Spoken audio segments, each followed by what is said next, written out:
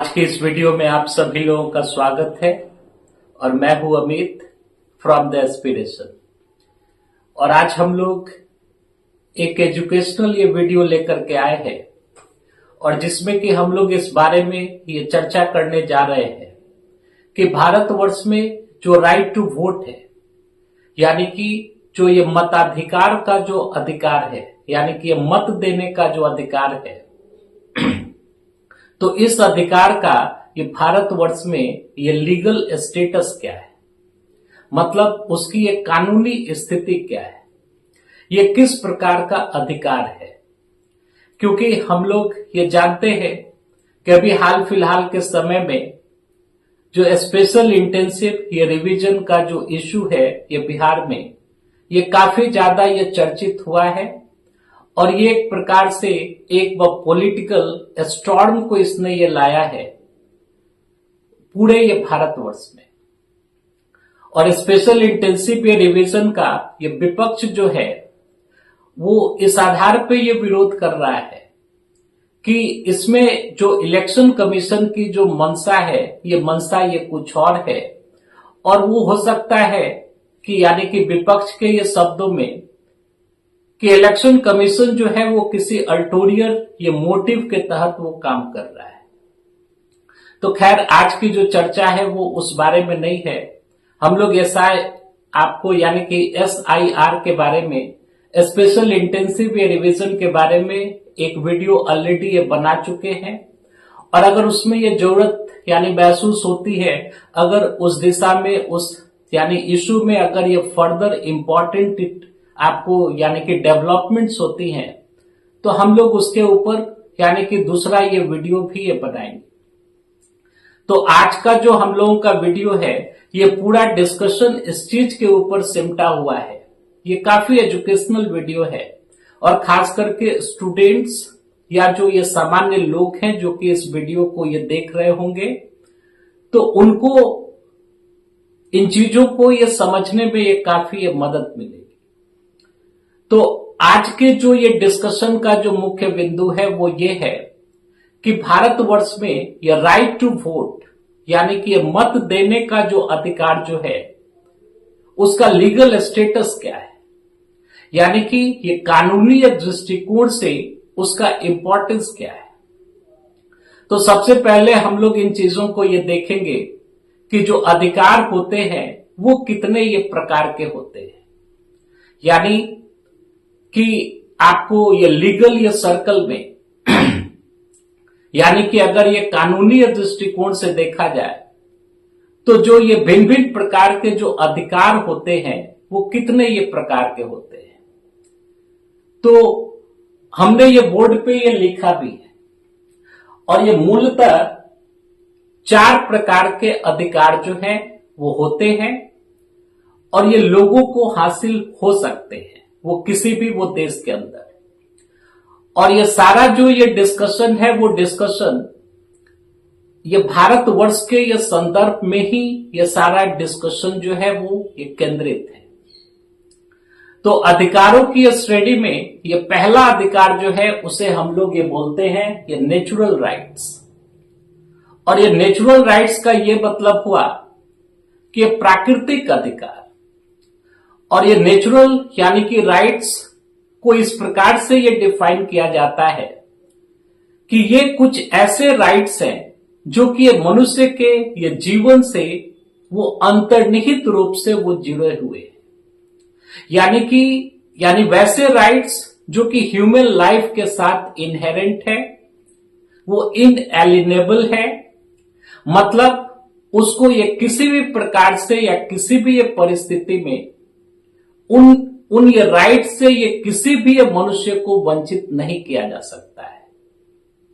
और इस बारे में ये अवधारणा है कि ऐसे कुछ अधिकार होते हैं जो कि हर एक मनुष्य को हासिल है ये प्राकृतिक रूप से, और जिन अधिकारों से अगर उस मनुष्य को ये वंचित कर दिया जाए तो एक मनुष्य के रूप में जो उसकी एक डिग्निटी है या एक मनुष्य के रूप में जो उसका यानी कि एग्जिस्टेंस है इस ये पृथ्वी के ऊपर, वो एग्जिस्टेंस ही उसकी डिग्निटी ही ये खतरे में ये पड़ जाएगी। यानी कि हम लोग ये जैसा कि ये जानते हैं और आप लोग भी इस चीज को जानते हैं कि मनुष्य का जीवन बहुत ही विशिष्ट एक जीवन है और मनुष्य के जीवन के बारे में ये बोला जाता है कि ये एक ऐसा ये जीवन है जिसको कि ये पाने की ये तमन्ना ये देवता भी ये रखते हैं। तो यहां पे ये जम्पशन है कि मनुष्य होने के नाते इस प्रकृति ने यानी कि बनाने वाले ने हमको कुछ ऐसे अधिकार दिए हैं जिन अधिकारों से हमें ये किसी भी परिस्थिति में वंचित नहीं किया जा सकता है और एक सम्मानजनक ये जीवन जीने के लिए और एक मनुष्य का ये जीवन जीने के लिए वो सब सारे अधिकार जो हैं वो जरूरी है और वो ह्यूमन लाइफ के साथ वो अधिकार जो है वो इनहेरेंट है यानी अंतर्निहित है हमारे ये जीवन के साथ ही और इनएलिनेबल है, मतलब उनको हमसे ये दूर ये नहीं किया जा सकता। तो ऐसे जो यानी कि ये नेचुरल जो राइट्स होते हैं उन ये राइट्स की ये श्रेणी में आपको ये राइट टू लाइफ आता है, यानी कि ये जीवन की स्वतंत्रता का अधिकार। हर एक व्यक्ति को ये जीने की स्वतंत्रता है,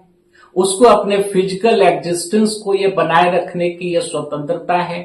या उसको ये अधिकार होना चाहिए। राइट टू लिबर्टी,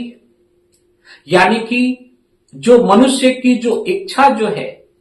या उसके अपने जो उसके एस्पिरेशंस है उसके ये जीवन में उन एस्पिरेशंस को ये पूरा करने की ये स्वतंत्रता होनी चाहिए। ये किसी भी मनुष्य को ये सब ये नैसर्गिक अधिकार है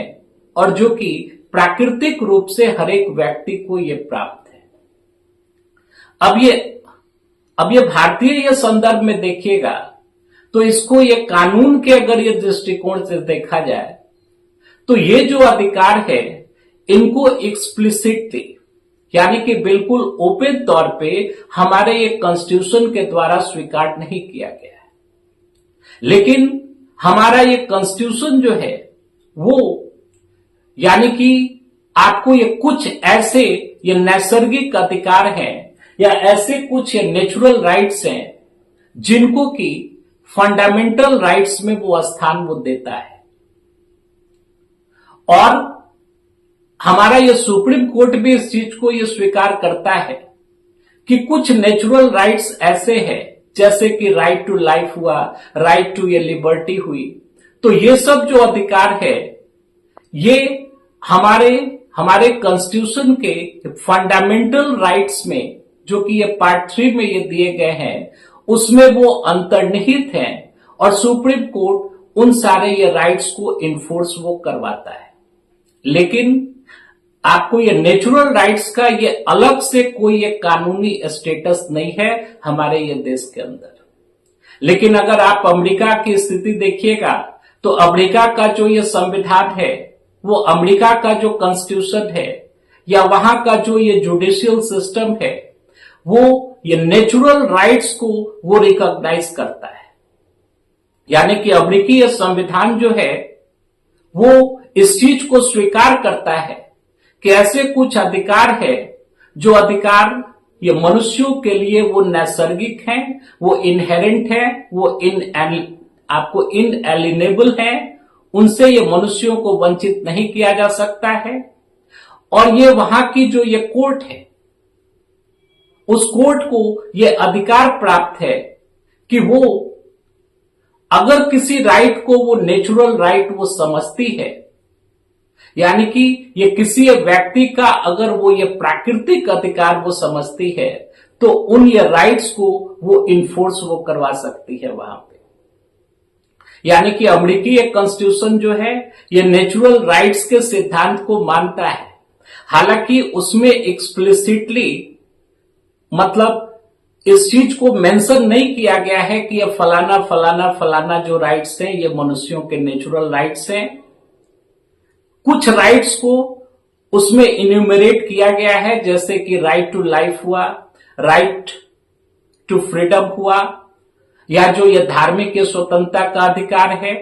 तो इन सबको ये नेचुरल राइट्स के रूप में वहां पे ये मान्यता प्राप्त है। लेकिन ये वहां के ये कोर्ट के विजडम के ऊपर है यानी कि वहां की जो ये जुडिशरी है उसके विजडम के ऊपर है कि वो किसी भी ये राइट को अगर वो समझती है कि एक सभ्य समाज में वो राइट जो है वो किसी व्यक्ति का वो नेचुरल राइट है, तो उसको वो इन्फोर्स वो करवा सकती है। यानी कि अमेरिकी कॉन्स्टिट्यूशन जो है वो नेचुरल राइट के सिद्धांत को एक्सप्लिसिटली यानी कि ओपन तौर पे वो स्वीकार करता है और मानता है।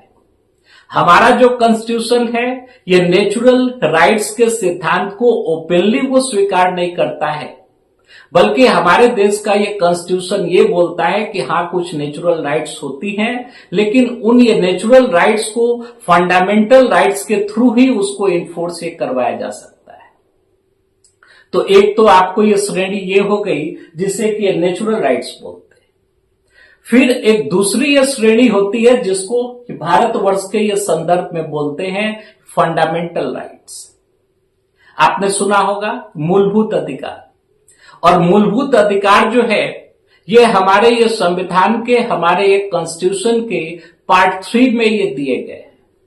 यानी कि आपको ये भारतवर्ष के ये नागरिकों को कुछ मूलभूत अधिकार जो कि हमारे ये संविधान में ही ये आपको ये मेंशन है, आपको जैसे कि राइट टू इक्वालिटी हुआ या इक्वल या प्रोटेक्शन ऑफ द लॉ यानी कि कानून के समक्ष ये समानता का अधिकार हुआ, या राइट टू लाइफ हुआ, राइट टू ये लिबर्टी हुई, या राइट टू आपको यानी कि फ्रीडम ऑफ ये कंसाइंस हुआ, या रिलीजन अपने रिलीजन को ये मानने का जो अधिकार है। ऐसे ऐसे ये बहुत सारे जो राइट्स हैं वो हमारे ये कॉन्स्टिट्यूशन के ये पार्ट 3 में ये दिए गए हैं, और उन्हें हम लोग ये फंडामेंटल राइट्स बोलते हैं, यानी कि भारतीय संदर्भ में। और भारतीय संदर्भ में आप देखिएगा तो यहां के ये नागरिकों को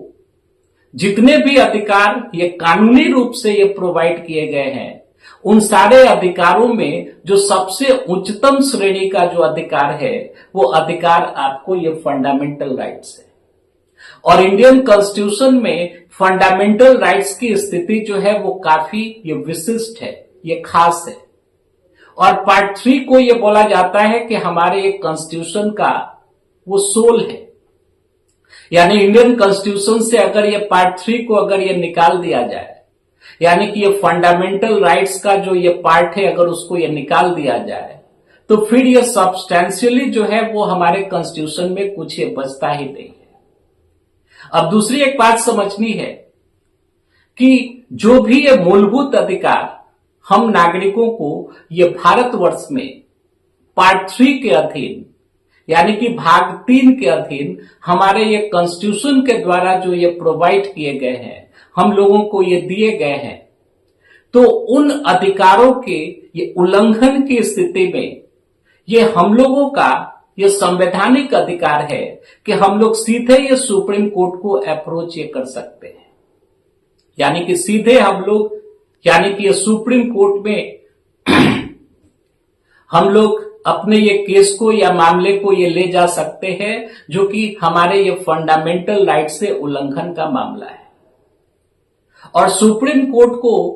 हमारे ये संविधान ने, हमारे देश के ये कॉन्स्टिट्यूशन ने ये जिम्मेवारी सौंपी है और उसको ये पावर दिया है कि अगर किसी भी व्यक्ति के अगर किसी भी फंडामेंटल राइट का उल्लंघन जो है वो अगर होता है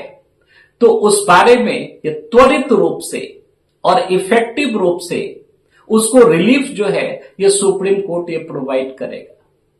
और सुप्रीम कोर्ट जो है अन्य सारे मामले को छोड़ करके और फंडामेंटल राइट्स के इन्फ्रिंजमेंट से संबंधित जो मामले होते हैं उनको वो सबसे पहले वो देखता है। और सुप्रीम कोर्ट के पास आर्टिकल ये 32 यानी अनुच्छेद ये 32, जिसको कि डॉक्टर ये भीमराव अंबेडकर साहब ने बोला था कि आर्टिकल ये 32 is the heart and soul of the Indian constitution. तो उस आर्टिकल के तहत हमारे ये सुप्रीम कोर्ट को ये अधिकार प्राप्त है, उसको कुछ ऐसी ये शक्तियां दी गई हैं, ठीक है, जिसके की एप्लीकेशन से वो हमारे यानी कि फंडामेंटल राइट्स को वो रिस्टोर वो करवा सकता है। यानी अगर हमारे ये फंडामेंटल राइट का अगर कोई उल्लंघन हुआ है तो हमें वो ये रिलीफ ये प्रदान करेगा, मतलब हम लोगों को ये न्याय मिलेगा। दूसरा, ये भी आबंधन लगाया गया है कि जो भी ये फंडामेंटल राइट्स है,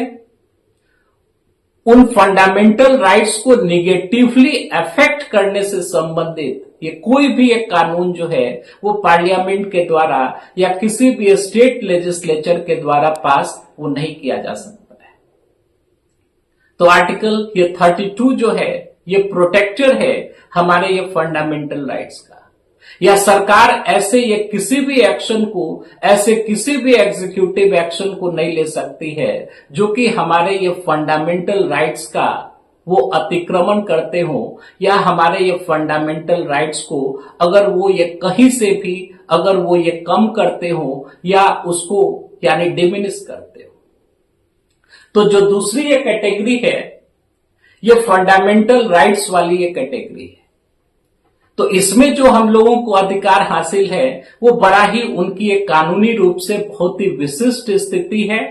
और उनका इन्फोर्समेंट जो है वो बहुत ही त्वरित रूप से सीधे सुप्रीम कोर्ट के ये द्वारा ही ये किया जाता है। हालांकि फंडामेंटल राइट के उल्लंघन से संबंधित ये आपको ये मामलों को हाई कोर्ट्स भी ये देख सकती हैं, लेकिन जो प्राइमरी ये ज्यूरिडिक्शन है, जो ये प्राथमिक ये क्षेत्राधिकार है फंडामेंटल राइट से उल्लंघन से संबंधित ये मामलों को सुनने का या उसको यानी कि उसको डिसाइड करने का, वो अधिकार ये सुप्रीम कोर्ट के पास है।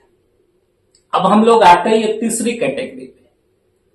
तो कुछ ऐसे अधिकार होते हैं जिनको कि हम लोग यानी कि भारतवर्ष में कॉन्स्टिट्यूशनल ये राइट्स बोलते हैं, यानी कि ये संवैधानिक अधिकार।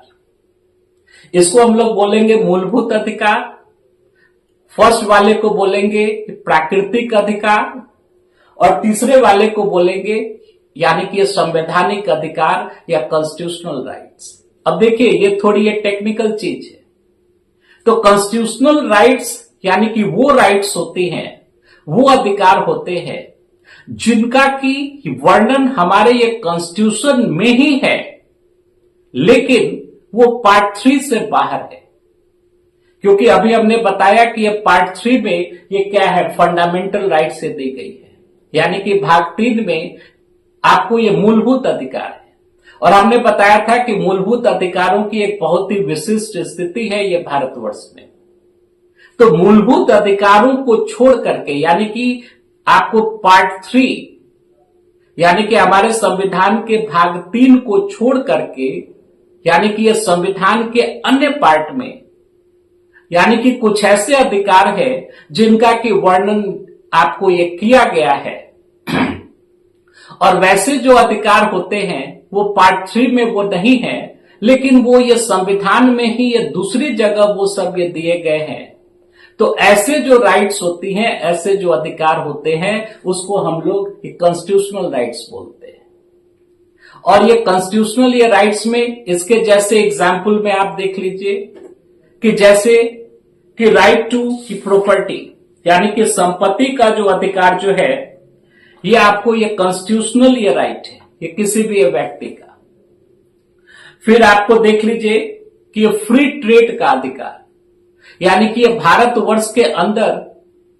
यानी कि ये निर्बाध रूप से ये व्यापार करने का जो अधिकार है वो किसी भी व्यक्ति का ये आपको ये कॉन्स्टिट्यूशनल राइट है। फिर या आपको ये चीज कि no taxation without the authority of law यानी कि ये बिना ये पार्लियामेंट से ऑथराइजेशन लिए हुए यानी कि आपको ये बिना ये पार्लियामेंट से ये बिल को पास करवाए हुए या वहां से परमिशन लिए हुए सरकार जो है वो किसी भी प्रकार के ये टैक्स को ये नहीं लगा सकती है ये जनता के ऊपर। तो ये जो ये राइट है हम लोगों के ये फेवर में कि सरकार ऐसा ये कोई भी टैक्स नहीं लगा सकती है जिसके के पीछे यानी कि ये लॉ का ऑथराइजेशन ना हो। तो ये जो अधिकार है ये आपको ये कॉन्स्टिट्यूशनल राइट है। और कॉन्स्टिट्यूशनल ये राइट्स जो होते हैं ये मोस्टली ये हाई कोर्ट्स के द्वारा आर्टिकल ये 226 यानी अनुच्छेद ये 226 के तहत इन सारे ये राइट्स को यानी कि उनको ये देखा जाता है, यानी कि अगर हमारे किसी एक कॉन्स्टिट्यूशनल राइट का अगर उल्लंघन अगर हुआ है तो हम लोग अप्रोच कर सकते हैं ये सीधे हाई कोर्ट को, और हाई कोर्ट जो है वो अनुच्छेद ये 226 के तहत उसको भी ये रीट पावर हासिल है हाई कोर्ट को, वो ऐसे मामलों की सुनवाई कर सकती है और वो इस चीज को देखेगी कि हाँ अगर हमारे किसी राइट का उल्लंघन हुआ है, किसी अधिकार का अगर अतिक्रमण हुआ है तो वो यानी उस मामले में वो अपना वो जजमेंट वो सुनाएगी। या अगर कोई संबंधित ये कानून है तो उस कानून के ये प्रावधानों के हिसाब से ऐसे राइट्स का विनिश्चयन जो है वो ये किया जाता है, ऐसे ये राइट्स को इन्फोर्स ये करवाया जाता है। तो तीसरी कैटेगरी जो है उसको हम लोग ये कॉन्स्टिट्यूशनल राइट्स बोलते हैं। एक व चौथी कैटेगरी आती है राइट्स की जिसको स्ट्यूटरी राइट्स या लीगल राइट्स बोलते हैं, जिसको हिंदी में बोलेंगे ये कानूनी अधिकार। इसका ये मतलब हुआ कि पार्लियामेंट के द्वारा अगर कोई कानून ये बनाया गया है या किसी राज्य की विधानसभा के द्वारा अगर कोई कानून ये बनाया गया है और उस कानून के अंतर्गत अगर किसी व्यक्ति को अगर कोई अधिकार ये प्रदान किया गया है तो ऐसे जो राइट्स होती हैं यानी कि ऐसी जो अधिकार होती है जो कि हम लोगों को हासिल है किसी एक कानून के अंतर्गत, मतलब किसी एक पार्लियामेंट के द्वारा ये बनाए गए कानून या किसी राज्य की विधानसभा के द्वारा ये आपको ये बनाए गए ये कानून के अंतर्गत, तो ऐसे जो अधिकार होते हैं इन अधिकारों को हम लोग स्ट्यूटरी राइट्स बोलते हैं या लीगल राइट्स बोलते हैं। आप जैसे इसके एग्जाम्पल में देख लीजिए कि जैसे कि ये मनरेगा के अंतर्गत जो यानी कि रूरल एरिया में जो ये जॉब ये गारंटी से रिलेटेड जो स्कीम जो चलती है ये मनरेगा, तो मनरेगा के अंतर्गत जो लोगों को अधिकार प्राप्त है कि उनको रोजगार मिले, तो वो जो अधिकार जो है ये मनरेगा से संबंधित जो कानून है उस कानून के अंतर्गत ही वो अधिकार ये प्रोवाइड किया गया है। तो इसीलिए उसे स्ट्यूटरी राइट बोलते हैं या लीगल राइट बोलते हैं। या इसके आप एग्जाम्पल में देख लीजिएगा कि जैसे कि ये फॉरेस्ट राइट्स एक्ट है, यानी कि आपको ये वन अधिकार जो अधिनियम है उसके अंतर्गत ये शेड्यूल ये ट्राइब्स के लोगों को, यानी कि जो हमारे देश के जो जनजातीय जो लोग हैं जो कि ये फॉरेस्ट एरिया में रहते हैं, तो उनको जो अधिकार प्रदान किए गए हैं ये फॉरेस्ट राइट्स एक्ट के तहत, तो वो जो अधिकार है वो उनका स्ट्यूटरी राइट है, उनका ये कानूनी अधिकार है। जैसे मान लीजिए कि फूड सिक्योरिटी एक्ट के तहत, यानी कि आपको ये खाद्य सुरक्षा अधिनियम के तहत आपको ये सब्सिडाइज्ड रेट पे, यानी कि ये कम रेट पे जो ये फूड ग्रेन्स जो लोगों को मिलता है, तो उससे संबंधित जो अधिकार है जो ये बीपीएल ये लोगों का, जो ये गरीब लोगों का, तो वो जो अधिकार है वो उनका स्ट्यूटरी राइट है, उनका ये कानूनी अधिकार है। तो हमने बहुत ही विस्तार में बताया कि ये 4 प्रकार के अधिकार होते हैं ये कानूनी दृष्टिकोण से। और अगर ये भारतवर्ष के ये संदर्भ में ये देखिएगा तो इसमें जो सबसे उच्चतम श्रेणी का जो अधिकार है ये भारतवर्ष में, वो आपको ये फंडामेंटल राइट्स है। इनको यानी कि अगर इनका एक प्रेसिडेंशियल लिस्ट बनाया जाए तो उस ये प्रेसिडेंशियल लिस्ट में सबसे ये पहले लेवल पे जो राइट जो आता है, जो सबसे महत्वपूर्ण जो कानून है, जो सबसे ये महत्वपूर्ण जो अधिकार है, सबसे इंपॉर्टेंट जो अधिकार है वो फंडामेंटल राइट्स है। फंडामेंटल राइट्स के बाद यानी इंपॉर्टेंस के ये दृष्टिकोण से यानी कि महत्व के दृष्टिकोण से जो यानी कि दूसरे नंबर पे जो अधिकार आते हैं वो ये कॉन्स्टिट्यूशनल राइट्स है। और ये तीसरे नंबर पे जो अधिकार जो आता है वो स्ट्यूटरी राइट है या लीगल राइट है, इंपॉर्टेंस के लिहाज से। और हमने आपको शुरू में ही बताया था कि हमारा ये कॉन्स्टिट्यूशन जो है वो नेचुरल राइट्स के ये सिद्धांत को वो यानी कि वो डायरेक्टली वो नहीं मानता है। तो यानी कि आपको ये सबसे जो इंपॉर्टेंट है, जो सबसे आप प्रिस्टीन जिसे बोलिए, सबसे महत्वपूर्ण जो अधिकार है वो फंडामेंटल राइट्स है, फिर कॉन्स्टिट्यूशनल राइट्स है और फिर स्ट्यूटरी राइट्स है। अब प्रश्न ये उठता है, हम लोग इस चीज के ऊपर डिस्कशन यानी कि ये कर रहे थे कि जो राइट टू ये वोट है, यानी कि वोट देने का जो अधिकार है ये भारतवर्ष के ये नागरिकों को,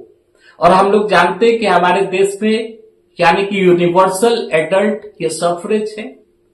यानी कि ये वयस्क ये मताधिकार का सिद्धांत हमारे देश के अंदर ये लागू है। यानी ऐसा ये कोई भी व्यक्ति जो कि 18 साल की उम्र का हो ये कम से कम, और किसी ये संबंधित ये कानून के द्वारा या संविधान के द्वारा अगर उसे अयोग्य ना घोषित किया गया हो, तो वैसी स्थिति में भारतवर्ष का हर एक नागरिक जो है उसको ये वोट देने का अधिकार ये प्राप्त है। तो अब सवाल उठता है कि ये वोट देने का जो अधिकार जो है वो इन सारे ये राइट्स में से वो ये कैसा राइट है, यानी कि वो ये कैसा कानून है। तो इस संदर्भ में हमारे ये कॉन्स्टिट्यूशन का आर्टिकल ये 326 यानी कि 326 ये बोलता है कि यानी कि आर्टिकल जो ये 326 है वो ये भारतवर्ष के हरेक ये नागरिक को ये वोट देने का अधिकार वो ये प्रदान करता है, यानी कि ये बिना किसी ये डिस्क्रिमिनेशन के। लेकिन उसमें ये शर्त ये है, यानी कि ये बिना किसी ये भेदभाव के, लेकिन उसमें शर्त ये है कि ऐसा ये कोई भी व्यक्ति जो है वो यानी कि संबंधित कानून के द्वारा या किसी एक कानून के अंतर्गत या संविधान के किसी एक प्रावधान के अंतर्गत अगर उस व्यक्ति को यानी कि मताधिकार से अगर वंचित ये ना किया गया हो,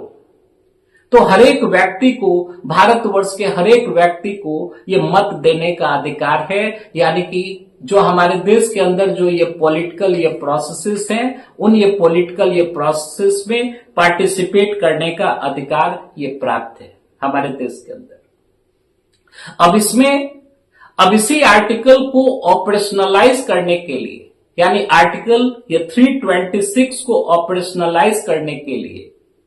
2 कानून ये पार्लियामेंट के द्वारा ये बनाए गए हमारे देश के अंदर। एक को बोलते हैं कि रिप्रेजेंटेशन ऑफ ये पीपुल एक्ट ये 1950, यानी कि ये जन प्रतिनिधित्व कानून 1950 का, और दूसरा यानी रिप्रेजेंटेशन ऑफ ये पीपुल एक्ट ये 1951, यानी कि ये जन प्रतिनिधित्व कानून 1951 का। यही 2 ये मेन कानून हैं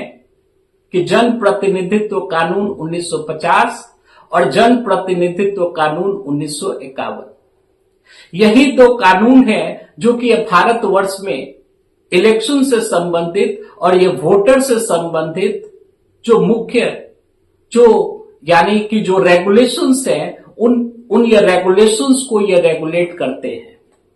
अब इसमें हमने लिखा है सेक्शन 16 जो है representation of A people act ये 1950, यानी कि जन प्रतिनिधित्व कानून 1950 का ये सेक्शन ये 16 ये बोलता है कि disqualifies a non citizen from being enrolled in the electoral rolls, यानी कि वो इस चीज का ये प्रावधान करता है कि अगर कोई व्यक्ति ये भारतवर्ष का सिटीजन नहीं है तो उसे इलेक्टोरल ये रोल में, यानी कि आपको ये मतदाता सूची में वो नाम लिखवाने का वो पात्र वो नहीं होगा। तो ये सेक्शन ये 16 है, और उसी कानून के यानी रिप्रेजेंटेशन ऑफ ये पीपुल एक्ट ये 1950, उसी एक कानून के ये सेक्शन ये 19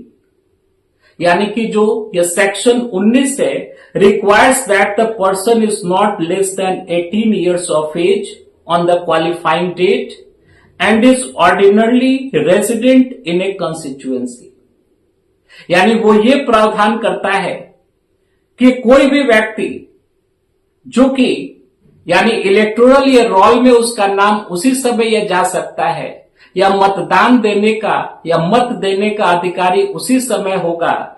जब उसकी एक कम से कम 18 साल की उम्र होगी, ये क्वालिफाइंग डेट को, यानी कि जो भी डेट ये सुनिश्चित किया गया है इस कानून के अंतर्गत उस ये डेट को 18 साल की उम्र होनी चाहिए और जिस ये कॉन्स्टिट्यूएंसी यानी कि जिस ये लोकसभा क्षेत्र या विधानसभा क्षेत्र का वो निवासी है तो वहां पे वो साधारण तौर पे ऑर्डिनरली वो व्यक्ति वहां पे वो निवास ये करना ये चाहिए, वो वहां का वो निवासी हो। और फिर आपको रिप्रेजेंटेशन ऑफ ये पीपुल एक्ट 1951 यानी कि जन प्रतिनिधित्व कानून 1951 का ये आपको ये सेक्शन 62 यानी कि ये सेक्शन ये 62 ये प्रावधान करता है, it provides the right to vote to every person whose name is entered in the electoral roll of a constituency। ध्यान से सुनिएगा, रिप्रेजेंटेशन ऑफ ये पीपुल एक्ट 19 आपको ये 51 इस कानून का ये सेक्शन 62 यही इस चीज का राइट देता है, ये अधिकार देता है। इसमें यह प्रावधान किया गया है कि हर एक व्यक्ति यानी जिसका के नाम ये किसी भी एक कंस्टिट्यूएंसी के अगर इलेक्टोरल रोल में अगर वो सम्मिलित है, इलेक्टोरल ये रोल में अगर उस व्यक्ति का नाम ये मौजूद है तो उस व्यक्ति को ये वोट देने का अधिकार जो है, ये वोट देने का अधिकार उसे ये प्राप्त है इस कानून के अंतर्गत। यानी अगर ये कानूनी दृष्टिकोण से देखिएगा तो राइट टू ये वोट जो है ये भारतवर्ष में यानी कि ये वोट को देने का जो अधिकार जो है वो स्ट्यूटरी राइट है या लीगल राइट है। यह हमारा फंडामेंटल राइट नहीं है, हमारा ये कॉन्स्टिट्यूशनल राइट नहीं है, बल्कि एक कानून के अंतर्गत। और कानून ये कौन सा है? तो रिप्रेजेंटेशन ऑफ ये पीपुल एक्ट 1951 यानी कि ये जन प्रतिनिधित्व कानून 1951 के ये सेक्शन आपको ये 62 के अंतर्गत ये अधिकार दिया गया है हर एक उस व्यक्ति को जिस व्यक्ति का नाम इलेक्टोरल ये रोल में ये दर्ज है, ये किसी भी एक कंस्टिट्यूएंसी में जिस वो यानी कि कंस्टिट्यूएंसी में वो रहता है, तो वहां से ये वोट देने का अधिकार जो है वो उस व्यक्ति को ये प्राप्त है। मतलब ये कानूनी दृष्टिकोण से ये राइट टू वोट जो है वो एक स्ट्यूटरी राइट है, एक लीगल राइट है ये किसी भी व्यक्ति का। और ये बहुतों बार ये मामला ये कोर्ट में गया है यानी कि शुरुआती दौर से, और ये कोर्ट में इस मामले को उठाया गया कि राइट टू ये वोट जो है यानी कि मत देने का अधिकार जो है वो स्ट्यूटरी राइट है कि ये कॉन्स्टिट्यूशनल राइट है। क्योंकि जो इसका ये मूल जो आर्टिकल है वो आर्टिकल ये 356 है हमारे कॉन्स्टिट्यूशन का।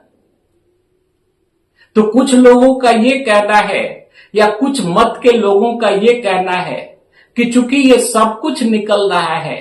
यानी कि जो रिप्रेजेंटेशन ऑफ ये पीपुल एक्ट है 1951 जिसके के अंतर्गत ये लोगों को ये वोट देने का अधिकार दिया गया है, तो ये कानून भी ये यानी कि ये बनाया गया है ये किस मैंडेट के तहत? तो हमारे ये कॉन्स्टिट्यूशन का जो आर्टिकल ये 326 है उसी के अंतर्गत या उसी के ये मैंडेट को फॉलो करने के लिए ये कानून बनाया गया है। तो हम लोग ऐसा ये मान सकते हैं कि जो ये राइट टू ये वोट जो है वो एक प्रकार का ये कॉन्स्टिट्यूशनल राइट है यानी कि संवैधानिक अधिकार है ये किसी भी व्यक्ति का। तो बहुत सारे बार ये मामले गए हैं और एक दो बेंच ने ऐसी एक टिप्पणी भी की है कि जो यानी कि राइट टू ये वोट जो है वो ये कॉन्स्टिट्यूशनल राइट है, लेकिन इस मामले में जो सबसे ये लास्ट जो आपको यानी कि लास्ट जो केस ये डील किया गया है हमारे यानी सुप्रीम कोर्ट के द्वारा, तो उसके बाद से ये करंट लीगल स्टेटस अभी भी यही स्टैंड करता है हमारे देश के अंदर कि राइट टू ये वोट जो है वो एक प्रकार का स्ट्यूटरी राइट है या लीगल राइट है, यानी कि एक वह कानूनी अधिकार है। वो कोई संवैधानिक अधिकार नहीं है, वो कोई मूलभूत अधिकार नहीं है किसी भी व्यक्ति का। अब यहां पे तो अभी के ये टाइम में ये लीगल स्टेटस जो है, यानी कि आपको ये राइट टू ये वोट का, वो आपको यही है कि right to vote is only a statutory right of a person. हालांकि ये कोर्ट को भी ये सोचना चाहिए और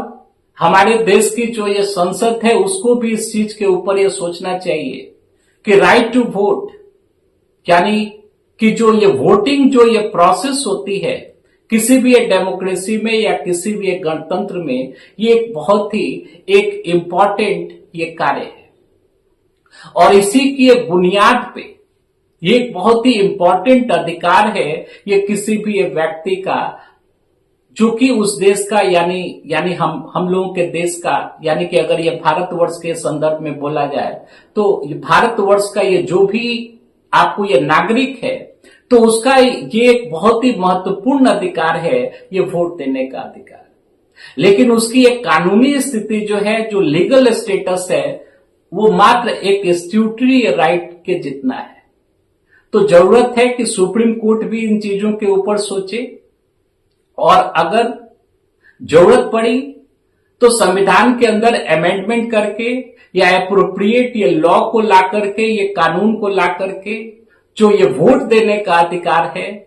उस ये वोट देने के अधिकार को ये कम से कम स्ट्यूटरी राइट या लीगल राइट के स्टेटस से ऊपर उठा करके इसको कम से कम ये कॉन्स्टिट्यूशनल राइट तो ये जरूर ये कर देना ये चाहिए। ये भारतवर्ष की डेमोक्रेसी के लिए भी, हमारे ये लोकतंत्र के लिए भी ये एक बहुत ही एक महत्वपूर्ण स्टेप होगा। तो आज के वीडियो में इतना ही। ये प्योरली एजुकेशनल वीडियो था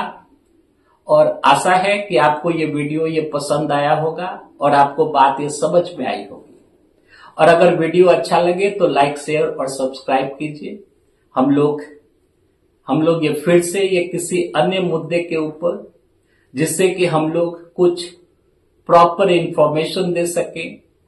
या कुछ हम लोग ये नॉलेज या इंफॉर्मेशंस को इम्पार्ट कर सके आप लोगों तक, आप लोगों से शेयर कर सके, वैसे ही ये मुद्दे को ये चुन करके हम लोग एक बार ये फिर से अगले वीडियो में आपकी सेवा में फिर से ये प्रस्तुत होंगे। और तब तक के लिए आप सभी लोगों को बहुत बहुत धन्यवाद।